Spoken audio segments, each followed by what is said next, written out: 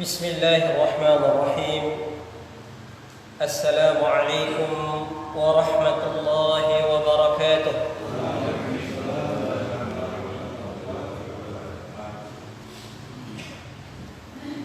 إن الحمد لله نحمده ونستعينه ونستغفره ونعوذ بالله من شرور أنفسنا وسيئات أعمالنا. من يهده الله فلا مضل له ومن يضلل فلا هادي له. أشهد أن لا إله إلا الله وحده لا شريك له وأشهد أن محمدا عبده ورسوله. اللهم صل على محمد وعلى آله وأصحابه ومن تبعهم بإحسان إلى يوم الدين. أما بعد، معاشر المسلمين وزمرة المؤمنين، إخوتي في الله، jamaah salat subuh Masjid Al-Ikhlas yang dimuliakan Allah Subhanahu wa taala. Pertama-tama, selaku hamba Allah yang beriman, marilah senantiasa kita bersyukur kepada Allah Subhanahu wa taala atas limpahan nikmat-Nya kepada kita, atas curahan rahmat-Nya, sehingga alhamdulillah di pagi yang penuh keberkahan ini kita dapat menunaikan kewajiban kita selaku hamba Allah Subhanahu wa taala.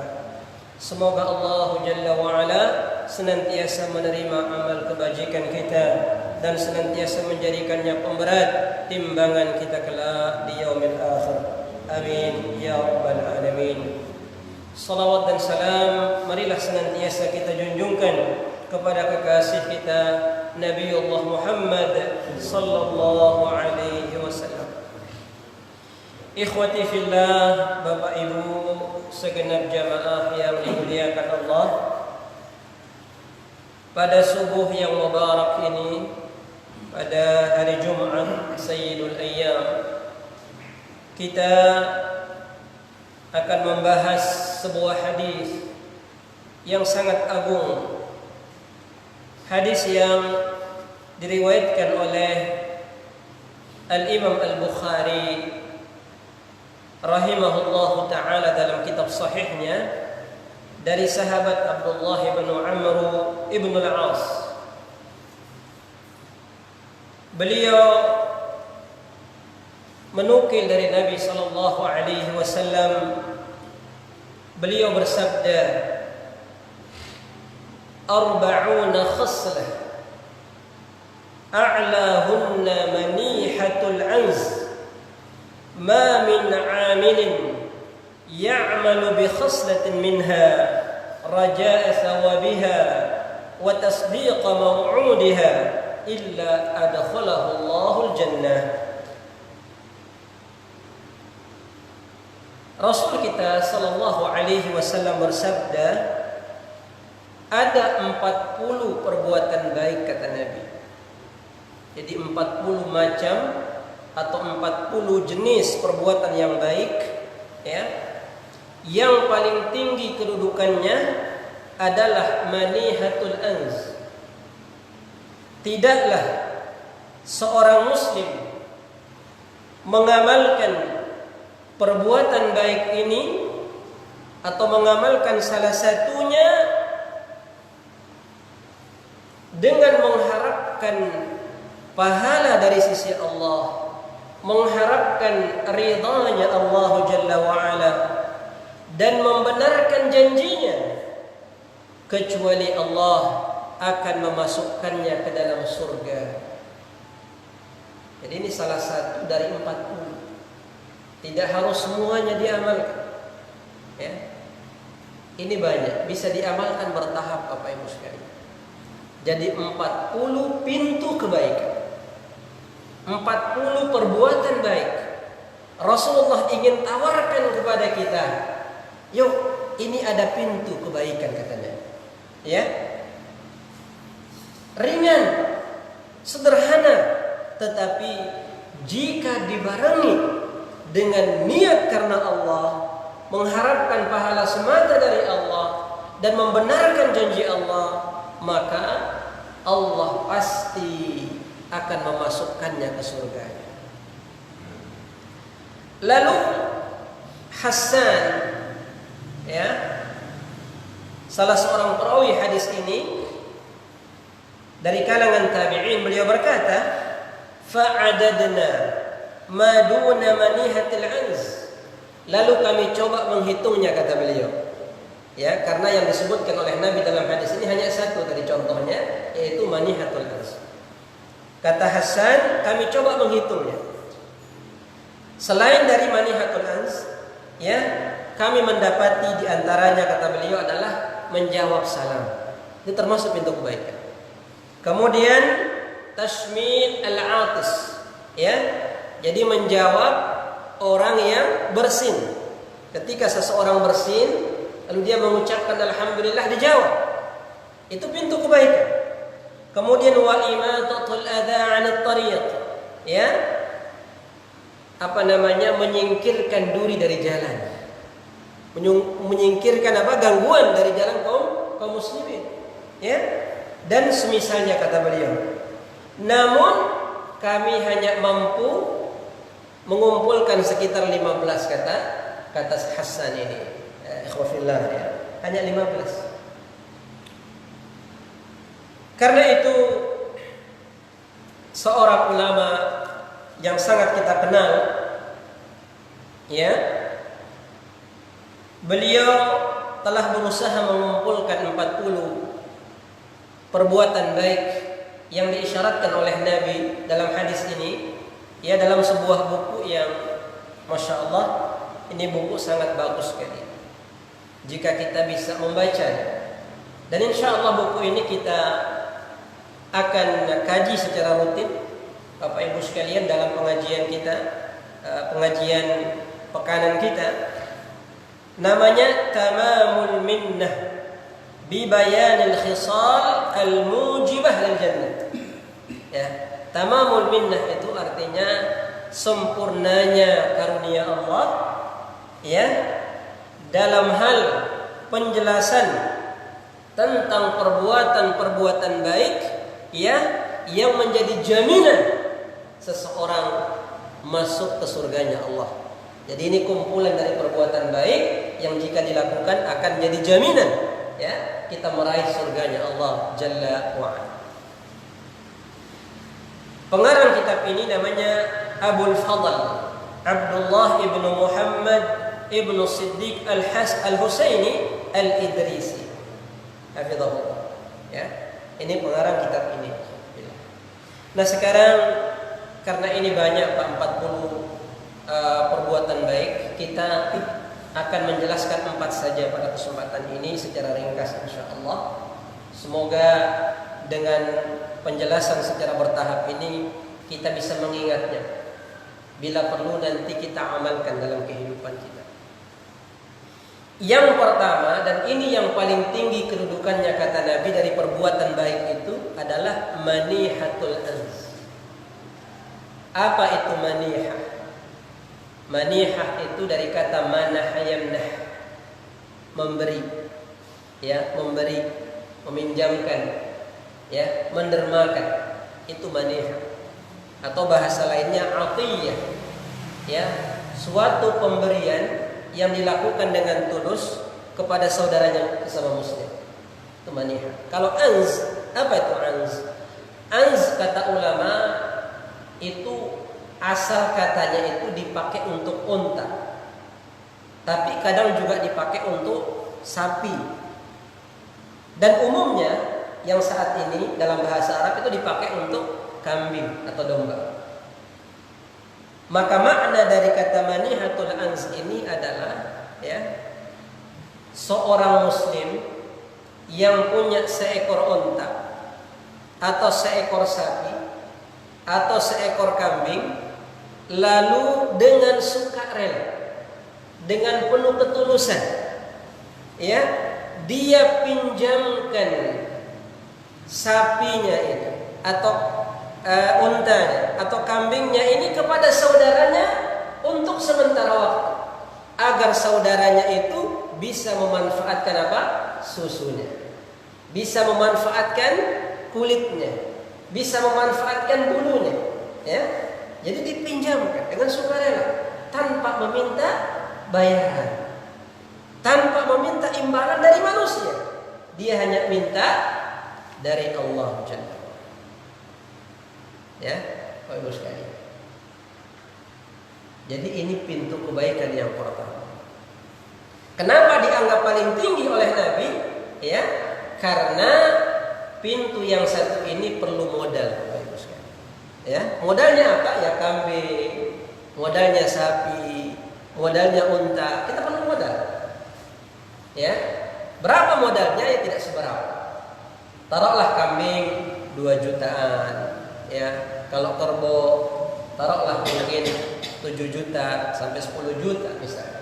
Ya, ini butuh modal, tapi modalnya tidak terlalu besar.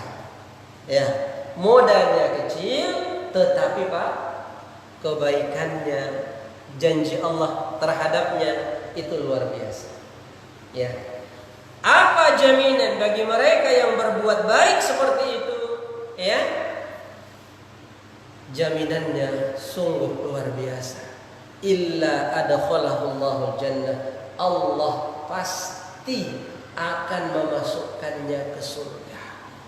Tapi dengan 2 syarat, Bapak Ibu sekalian. Syarat yang pertama, benar-benar perbuatan baiknya itu untuk mengharapkan ridhonya. Yang kedua, dia benarkan dalam hatinya akan janji Allah kelak di akhirat. Sebagaimana firman Allah Subhanahu wa taala, "Faman ya'mal mithqala dzarratin khairan yarah." Ini janjinya Allah. Ya, janjinya Allah. Barang siapa yang melakukan kebaikan sebesar biji dzarrah, pasti akan dibalas oleh Allah. Ini janji, kita benarkan janji ini, maka kita akan dimasukkan ke dalam surga. Dalam ayat yang lain Allah juga berfirman, "Wa hal jazaa'ul ihsan illa al-ihsan." Bukankah balasan atas kebaikan seseorang kecuali kebaikan yang sama atau lebih baik daripada itu? Sebagian ulama tafsir mengartikan kata ihsan yang kedua itu adalah surganya Allah Subhanahu. Ya. Jadi Bapak Ibu sekalian, dari hadis yang mulia ini ada satu pelajaran penting yang wajib untuk selalu kita ingat.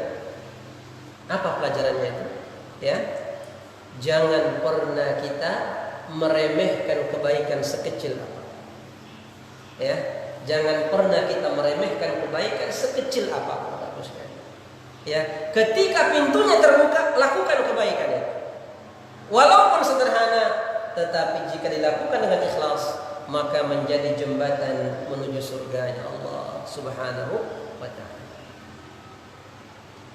Dalam sebuah hadis Rasulullah bersabda, "La tahqiranna minal ma'rufi syai'a walau an talqa akhaka biwajhin talq."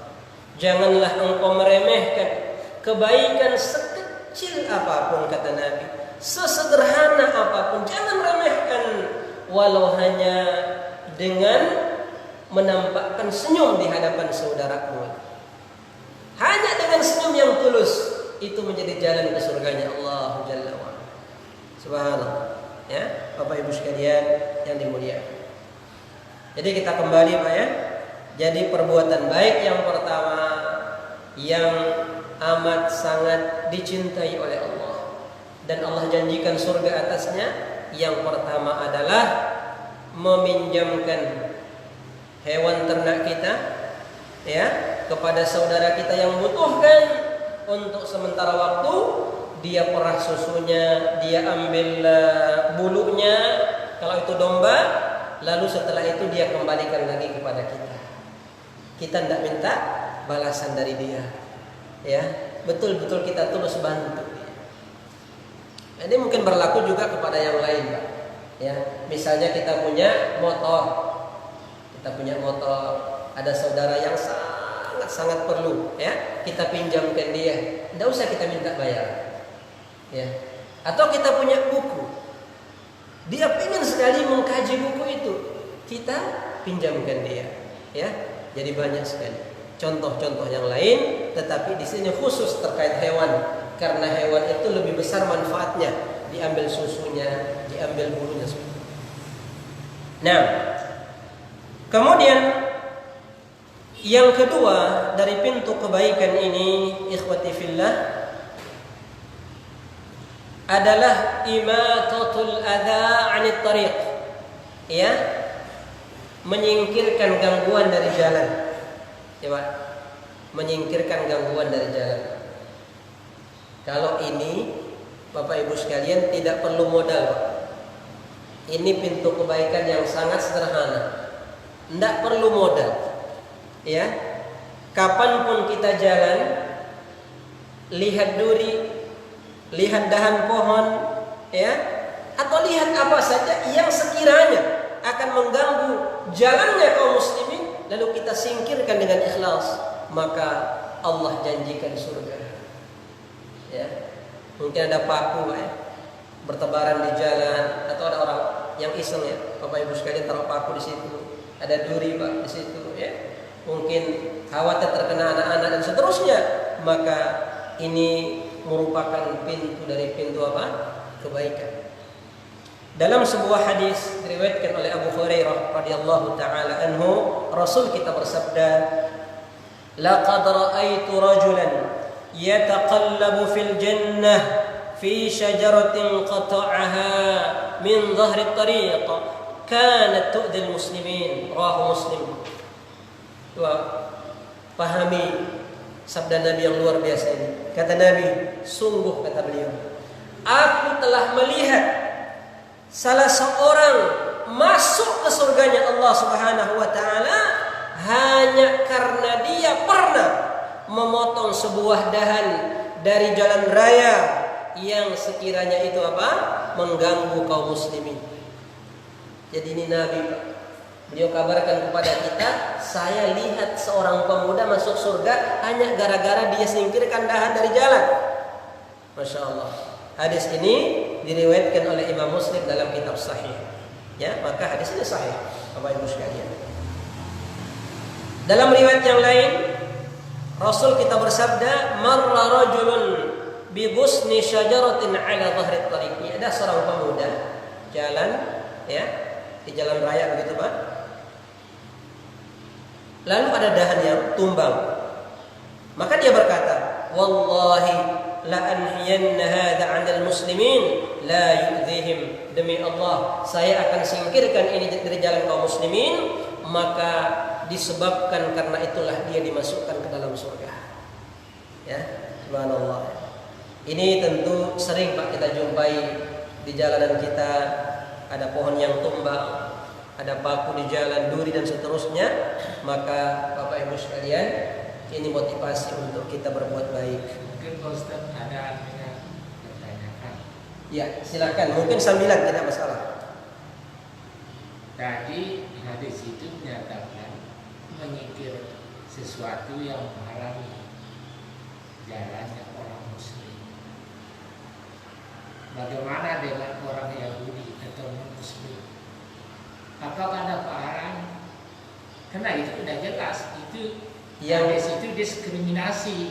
yang melakukannya orang Yahudi, Yang jalannya itu, yang selamat itu kan orang Yahudi. Tapi orang Muslim yang melakukan. Iya. Nah, ini ikhwati fillah yang dimuliakan Allah, ya. Jadi yang menjadi fokusnya dalam hadis ini adalah menyingkirkan gangguan dari jalan. Apakah yang mengambil manfaat dari situ adalah orang Islam atau non-Muslim, itu tetap masuk ke dalam janji Allah Jalla wa'ala. Jadi kenapa di sini ada tambahan agar tidak mengganggu kaum muslimin? Karena yang jadi prioritas untuk kita selamatkan itu adalah saudara kita sendiri. Tapi ketika diambil manfaatnya oleh orang lain, kita tetap dapat pahala. Kita tetap dapat pahala. Jadi intinya ikhwati fillah yang dimuliakan Allah, yaitu menyingkirkan gangguan. Siapapun yang nanti mengambil manfaatnya silahkan, ya. Tapi intinya kita sebagai muslim lakukan perbuatan baik. Insya Allah pahalanya Pak sama. Allah janjikan surganya Allah Subhanahu wa ta'ala. Ini ada satu hadis yang juga sangat baik. Hadis Ma'qil ibn Yasar, seorang sahabat Nabi. Suatu hari Ma'qil ini jalan bersama saudaranya di jalan. Ya, maka dia dengan sukarela mengambil dahan dari jalan itu. Dia pungut. Setelah beberapa lama jalan, ya, ada dahan lagi. Maka saudaranya Ma'qil ini juga ikut mengambil dahan itu.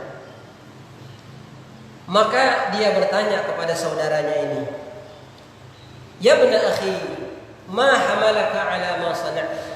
Wahai keponakanku, apa yang mendorongmu melakukan perbuatan itu, menyingkirkan dahan dari jalan? Dia berkata, "Ya am, ra'aituka sana'ta syai'a." Tadi aku lihat engkau melakukan itu, maka aku juga melakukan perbuatan yang sama. Maka beliau Ma'qil berkata, "Man amata 'adha min tariqil muslimin, ya kutibat lahu hasanah." Barang siapa yang menghilangkan gangguan dari jalan kaum muslimin, maka dia mendapatkan satu kebaikan, ya, dan diterima darinya satu kebaikan. Jika satu kebaikan diterima, maka Allah janjikan surga. Nah, memang rata-rata Bapak Ibu kalau kita lihat kan hadisnya dikaitkan dengan kaum muslimin, tetapi maknanya umum. Maknanya umum, artinya siapapun yang mendapatkan manfaat dari itu sama nilai pahalanya. Sama nilai pahala. Yang penting yang melakukannya kaum muslimin. Silahkan yang ngambil manfaatnya siapapun itu sama nilai. Kemudian yang ketiga, ikhwati fillah, kita percepat sedikit. Perbuatan baik yang ketiga, saqyu bahimah. Saqyu bahimah itu memberi minum hewan ternak. Bukan hewan ternak, memberikan minum hewan secara umum. Bapak Ibu sekalian, ya, hewan yang kehausan, ya, dimanapun kita berjumpa dengan hewan yang kehausan, Pak, baik itu sapi, unta, kambing, bahkan mungkin anjing, ya, kucing, ya, dimanapun kita ketemu hewan yang kelihatan haus, kita beri dia minum, maka ini adalah jalan untuk meraih surganya Allah Subhanahu wa taala. Ya. Ada dua hadis di sini. Yang pertama hadis Abu Hurairah. Beliau sallallahu alaihi wasallam bersabda, "Bainama rajulun yamshi bi tariqihi." Ya. Ada seorang pemuda yang jalan di sebuah jalan tentunya. Ishtadda alaihi al-'atash. Lalu dia kehausan. Pemuda ini merasa haus. Dan dia melihat sebuah sumur. Fanazala fiha, dia turun ke dalam sumur itu, fasyariba, dia minum sampai dia kenyang. Thumma kharaj, lalu dia keluar dari sumur tadi. Fa idza kalbun yalhath ya'kulu thara min al-'atash. Ketika dia keluar dari sumur tadi, tiba-tiba datang seekor anjing yang sangat haus, ya, yang hampir mati karena kehausan. Ya. Faqala ar-rajul, maka dia berkata dalam hatinya, laqad balagha hadzal kalbu min al-'atash mithla alladhi kana balagha minni. Sungguh anjing ini telah merasakan kehausan yang sama denganku. Fanazal al-bi'r, dia turun kembali ke dalam sumur. Fama'ala khuffahu ma'a, maka dia isi sepatunya ini Pak dengan air. Thumma amsakahu bifi, lalu dia letakkan sepatu itu di mulutnya ini sambil dia naik ke permukaan. Hatta raqa fasaqal kalba fasyakarallahu lah faghafara lahu fadakhalahu al-jannah. Ya. Setelah dia sampai di permukaan, dia berikan minum anjing tadi, maka atas perbuatan baiknya itu Allah berterima kasih kepadanya dan Allah mengampuni dosanya disebabkan perbuatan baik itu, lalu Allah masukkan dia ke surga. Hadis riwayat Bukhari Muslim. Ya, subhanallah. Jadi bukan manusia yang dibantu, Pak, ya, tapi hanya seekor anjing. Tapi karena ini kebaikan yang luar biasa, maka Allah berterima kasih kepadanya, Allah ampuni dia dan Allah masukkan dia ke surga. Ada yang lebih parah dari ini Bapak Ibu sekalian. Ya, seorang wanita, ya mohon maaf PSK, wanita pezina di masa Bani Israel dulu. Ya, ada seorang wanita profesinya adalah berzina saja, profesinya. PSK lah seperti sekarang Bapak Ibu ya. Suatu hari Bapak Ibu sekalian, dia jalan di sebuah padang pasir. Tiba-tiba dia lihat anjing yang sedang kehausan. Padahal dia ini seorang wanita yang mohon maaf pezina, ya. Dia merasa kasihan dengan anjing itu. Maka dia lepas dia punya sepatu itu. Kemudian dia masuk ke dalam sumur, dia ambil air, dia Bapak Ibu sekalian berikan kepada anjing itu. Maka Allah Subhanahu wa taala berterima kasih karena telah menyayangi salah satu makhluk dari makhluk Allah Subhanahu wa taala, ya. Lalu Allah ampuni dia. Coba perhatikan, berapa tahun dia berbuat zina, berapa tahun dia melakukan kemurkaan Allah Jalla wa ala, tapi dengan kasih sayang dalam hatinya terhadap makhluk Allah, maka Allah ampuni dosa. Ya, subhanallah Bapak Ibu yang dimuliakan Allah Jalla wa ala. Ya, begitu juga dengan binatang yang lain. Kucing kita barangkali Pak, di belakang rumah kita, ya. Jangan sampai kita siksa mereka dengan cara kita pelihara tapi kita tidak berikan minum. Nauzubillah. Ya. Tetapi Bapak Ibu sekalian, untuk kita ketahui bersama, memang ada binatang-binatang yang dianjurkan oleh Nabi untuk kita bunuh, ya, untuk kita bunuh. Karena membahayakan, ya, tidak boleh kita pelihara. Di antaranya kata Nabi anjing galak. Itu kalau kita ketemu kita bunuh dia, ya. Kemudian al-ghurab itu burung gagak, Bapak Ibu sekalian.